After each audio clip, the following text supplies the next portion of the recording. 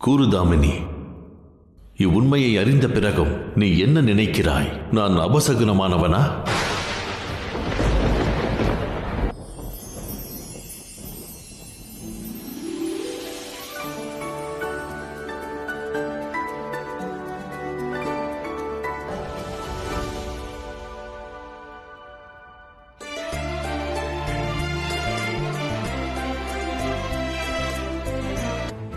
இப்பொழுது நீ சூரிய குடும்பத்தில் இணைந்து விட்டாய் தாமினி. நாங்கள் அனைவரும் உன்னுடன் உள்ளோம்.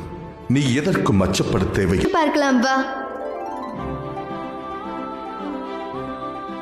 வாருங்கள். அந்த சனிக்கு அந்த நிமிடமே பதிலளித்திருக்க முடியும். நான் அந்த சனியை ஆதரவும் பலமும் அற்றவனாக மாற்றி விடுவேன். நான் உன்னிடம் வெகு நேரமாக மிக முக்கியமான விவாதம் ஒன்றை செய்து கொண்டிருக்கிறேன். ஆனால் நீயோ என்னுடைய பேச்சை துளி கூட கவனிக்காம விடு செவ்வாய். உனக்கு என்ன வேண்டுமோ அதை செய். என்னால் இனியும் காத்துக் கொண்டிருக்க முடியாது. தான் முட்டாள்தனம் செய்கிறீர்கள். இந்த செவ்வாய் தோஷம் தன் பணியை செய்ய சனியும் தாமினியும் ஒருவர் மற்றொருவரோடு நீண்ட விடுவாள். செவ்வாய் ஒன்றை அறியவில்லை. அவனால் பிடித்திருக்கும் செவ்வாய் தோஷம் சனி மற்றும் தாமினியை மட்டுமல்ல, அதற்கு மாறாக மாளிகையை சுற்றி பார்க்கும் வேலை முடிந்து விட்டதா? இல்லை இனியும் சுற்றி பார்க்க வேண்டியுள்ளதா? சூரிய லோகத்தை பற்றி நீ மிக நன்றாக அறிவாய். ஆனால் ஒன்றை மட்டும் அறிய மாட்டாய். எனக்கு ஒரு கனவு இருந்தது. நீ சனியின் வாழ்க்கை துணையாக வந்ததால் தாயார் முழுமையாக நிம்மதியடைந்துள்ளார்.